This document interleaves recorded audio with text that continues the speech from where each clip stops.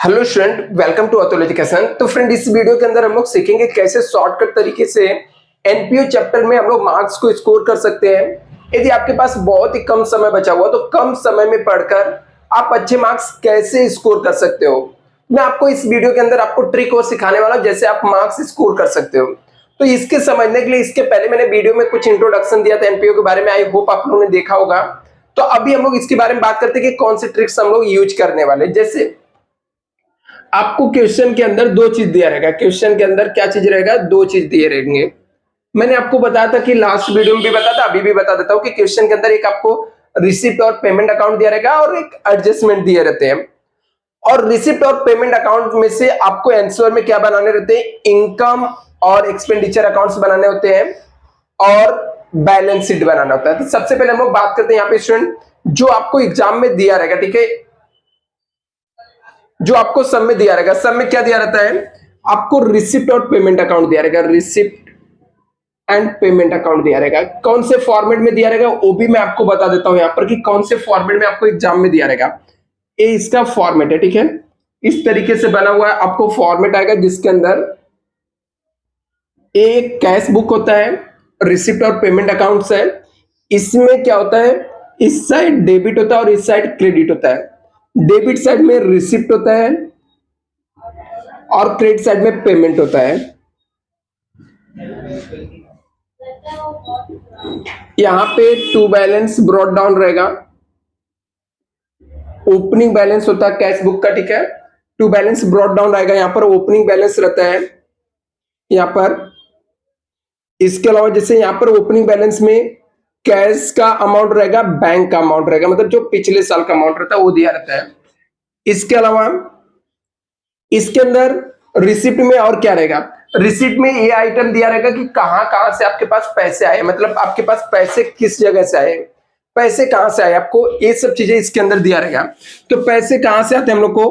कोई asset sold करके आ सकता है, अदरवाइज हमारे पास जो रिसिप्ट होता है, जैसे रिसिप्ट मतलब क्या?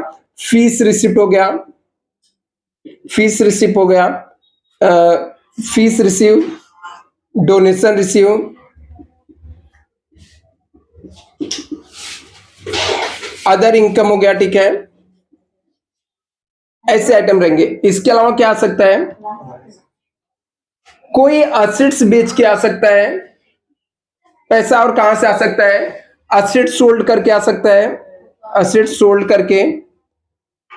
और कहां से आ सकता है? कुछ लोन, बैंक से लोन लिया मैंने, कुछ हम लोगों ने कुछ किसी से एडवांस में ले लिया।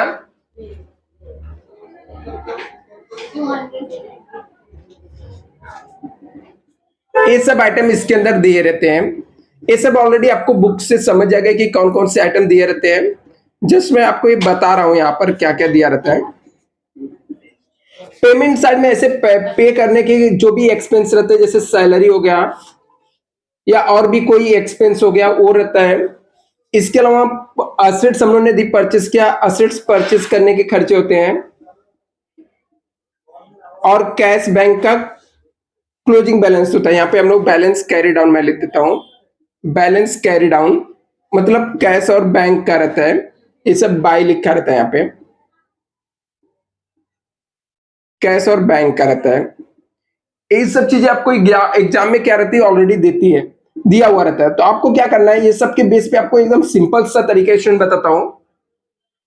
एक आपको सम में दिया रहेगा, इसको देख के हम लोग को पोस्टिंग करना होता है।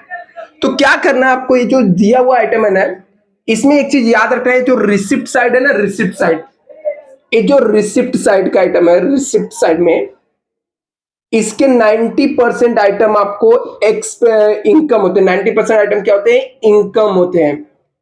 मतलब इसका जो भी आइटम रहेगा सबको, ये ओपनिंग कैश बैंक को कैंसिल कर देने का, ये हमेशा कहीं पर भी नहीं जाता, ये हमेशा कैंसिल ही हो जाएगा। लेकिन जो बाकी के बचे हुए रहेंगे उसमें से 90% आइटम क्या होंगे? इनकम होंगे। 10% आइटम जो रहेंगे ये आपका लाइबिलिटीज रहेगा। क्या रहेगा? लाइबिलिटीज रहेगा। तो बोलोगे सर मुझे कैसे पता चलेगा लाइबिलिटीज है, एसेट्स है या इनकम है? तो मैं बताता हूं। लाइबिलिटीज वाले आइटम को याद कर लो, बचा हुआ जो कुछ भी रहेगा इनकम में लिख देना। 90% आपके पोस्टिंग जो रहेंगे वो इनकम में जाएंगे। 90% पोस्टिंग कहां पे जाएंगे? इनकम में जाएंगे। 10% क्या रहते हैं? लाइबिलिटीज रहेगा। तो कौन से आइटम लाइबिलिटीज के हैं, सिर्फ वो याद कर लो तो आपका काम सॉल्व हो गया। मतलब आपके आइटम को क्या करना है? उठा के जस्ट पोस्टिंग करना है। सब आइटम को उठा के इनकम साइड में आपको लिख देना है। सिर्फ लाइबिलिटीज वाले आइटम पकड़ लो कि लाइबिलिटीज क्या है। लाइबिलिटीज में क्या आएगा? बैंक लोन आ जाएगा यदि हम लोगों ने कुछ लिया, या स्पेसिफिक डोनेशन आ जाएगा। स्पेसिफिक डोनेशन आ जाएगा। स्पेसिफिक डोनेशन मतलब होता है, हम लोग इसको ऐसे भी बोल सकते हैं, कैपिटल रिसिप्ट आ जाएगा। कैपिटल रिसिप्ट का मतलब होता है जैसे डोनेशन फॉर बिल्डिंग हो गया, डोनेशन फॉर बिल्डिंग।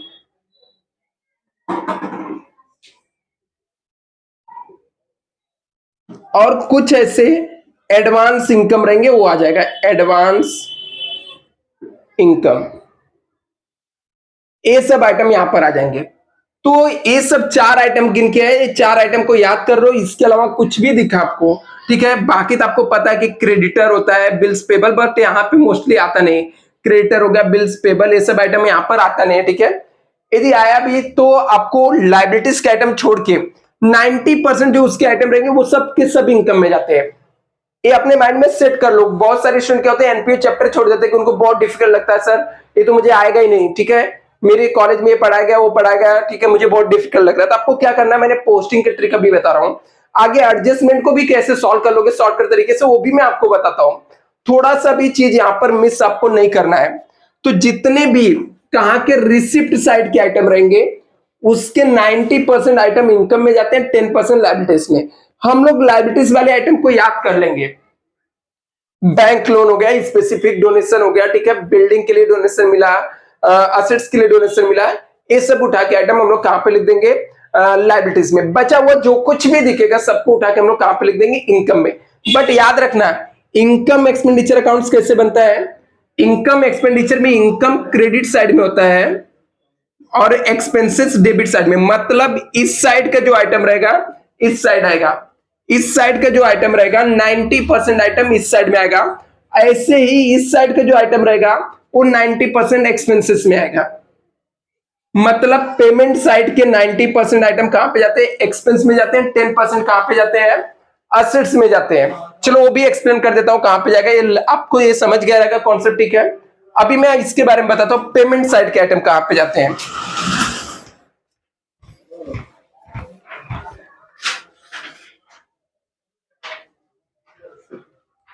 अभी आपको ये कॉन्सेप्ट और याद रखना पड़ेगा, पेमेंट। अभी ये पेमेंट साइड में जैसे मैंने यहां पर बताया, पेमेंट साइड के जो आइटम रहते हैं इसके जो 90% आइटम रहते हैं 90% एक्सपेंसेस में जाता है। 90% कहां पे जाएगा? एक्सपेंसेस में जाएगा। और 10% कहां पे जाएगा? इसके 10% जो रहते हैं असेट्स होते हैं। 10% क्या होते हैं? असेट्स होते हैं।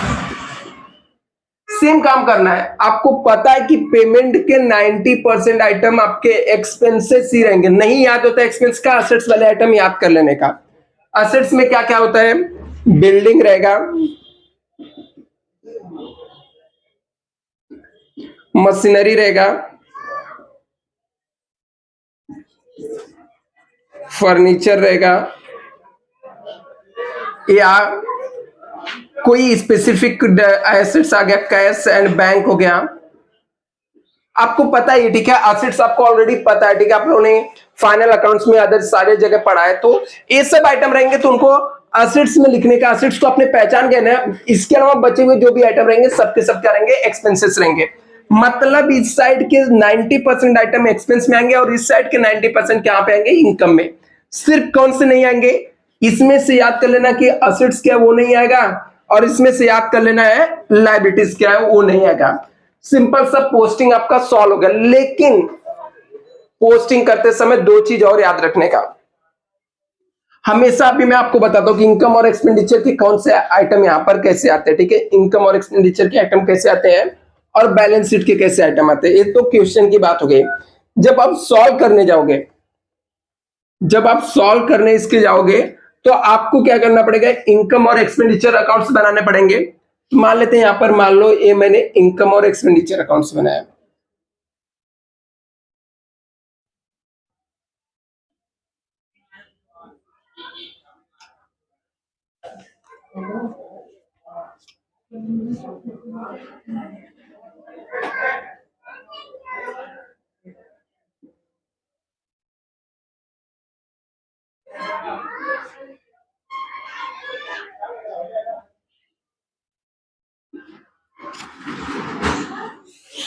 मैं एक छोटा सा इसलिए बना रहा हूँ कि यहाँ पर जस्ट आपको एक्सप्लेन करना, ठीक है। और एक पे वैसे भी एग्जाम में आप लोग एक पेज पे बैलेंस शीट बनाना है और एक पेज पे असेट्स और लाइबिलिटी, इनकम और एक्सपेंडिचर अकाउंट्स बनाना है student.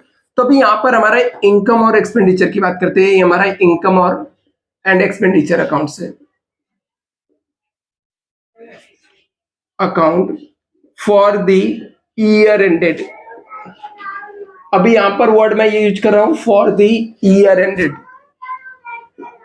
For the year ended का मतलब होता है इसके अंदर जो भी डेटा रहेगा वो सिर्फ और सिर्फ 1 ईयर का होना चाहिए। बहुत इंपॉर्टेंट कॉन्सेप्ट है स्टूडेंट।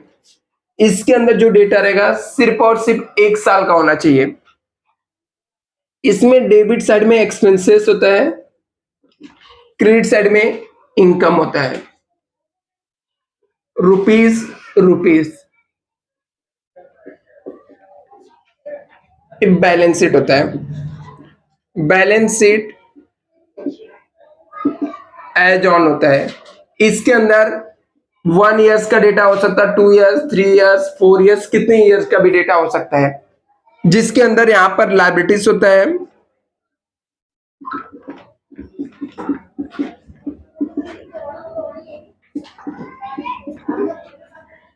यहां पर असेट्स होता है, लायबिलिटीज और असेट्स होते हैं यहां पर। अभी यहां पे क्या बोलता है कि मैंने आपको बताया स्टूडेंट, इसके अंदर किसी भी कंडीशन में, मतलब जो आपका सोल्यूशन रहेगा इनकम और एक्सपेंडिचर के अंदर 1 ही साल का डेटा आना चाहिए। यदि आपने गलती से उसके अंदर पिछले साल के किसी डेटा को, खर्चे को लिख दिया तो रॉन्ग हो गया। आपको रिसिप्ट और पेमेंट के अंदर जो सम रहेगा उसके अंदर लास्ट ईयर का भी डेटा दे सकता है, नेक्स्ट ईयर का भी डेटा दे सकता है। तो आपको उसमें से खोजना है करंट ईयर का कौन सा डेटा है। मतलब इसके अंदर सिर्फ और सिर्फ आप करंट ईयर का डेटा लिखोगे। कौन से लिखोगे? करंट ईयर के डेटा आएंगे। करंट ईयर के क्या लिखोगे? दोनों साइड में करंट ईयर के डेटा लिखेंगे हम लोग, चाहे एक्सपेंस रहे चाहे इनकम रहे। करंट ईयर का, करंट ईयर के इनकम के अंदर रिसिप्ट साइड के 90% आइटम आते हैं। रिसिप्ट साइड के 90% आइटम इनकम होता है। कौन से आइटम नहीं होते रिसिप्ट साइड के? एक्सेप्ट, छोड़ के। एक्सेप्ट मतलब छोड़ के। रिसिप्ट साइड के कौन से आइटम नहीं आते हैं? जो लायबिलिटीज रहते हैं ना वो नहीं आते। फिर ये लायबिलिटीज वाले आइटम कहां पे जाते हैं? ये लायबिलिटीज वाले जो आइटम रहते हैं वो लायबिलिटीज के अंदर आते हैं। लायबिलिटीज के अंदर आइटम कहां से आता है? रिसिप्ट में से आता है, रिसिप्ट से आता है। जो आइटम 90% रिसिप्ट साइड के होते हैं वो इनकम होते हैं। 90% आइटम का क्या होते हैं? इनकम होते हैं। बाकी के बचे हुए जो रहते हैं 10% वो क्या होते हैं? लायबिलिटीज होते हैं। करंट ईयर के, करंट ईयर के जो रिसिप्ट के आइटम रहते हैं वो हमारे क्या होते हैं? इनकम होते हैं। क्या होते हैं? इनकम होते हैं। करंट ईयर के जो रिसिप्ट रहते हैं एक्सेप्ट लायबिलिटीज को छोड़ के वो क्या रहेगा? इनकम रहेगा। उसको इनकम में लिखने का। ऐसे करंट ईयर के जो पेमेंट के आइटम रहेंगे या जो एक्सपेंड, जो हमारा पेमेंट साइड के आइटम रहते हैं वो क्या रहते हैं? एक्सपेंसेस रहेंगे, एक्सपेंडिचर रहेंगे। एक्सेप्ट, छोड़कर, किसको छोड़ के? जो असेट्स वाले आइटम रहते हैं। असेट्स आपको पता है, असेट्स में जो बिल्डिंग रहेगा, मशीन रहता है, ये सब आइटम कहां पे आते हैं? असेट्स में आते हैं। ये सब आइटम कहां पे आते हैं? असेट्स में आते हैं। तो वो सब जो असेट्स के आइटम रहेंगे उनको यहां पर आपको ट्रांसफर करके लिख देना है। ये सब असेट्स के अंदर कहां से आइटम आते हैं? जो आपको पेमेंट साइड में आइटम दिए रहते हैं, जो आपको पेमेंट साइड में आइटम दिए रहते हैं वो सब कहां पे आ जाते हैं? असेट्स में आ जाते हैं। तो एकदम सिंपल और इजी तरीका है, ठीक है, पोस्टिंग के। अभी इसके कुछ मैं एडजस्टमेंट बताने वाला हूं स्टूडेंट, जो कि नेक्स्ट वीडियो में वो एडजस्टमेंट भी 99% वही सब एडजस्टमेंट आते हैं। ये सब करने के बाद 1-2 सम मैं सॉल्व करा दूंगा, आपको कंफर्म ये चैप्टर आ जाएगा। यहां पर कोई भी कंफ्यूजन नहीं आएगा। Thank you so much.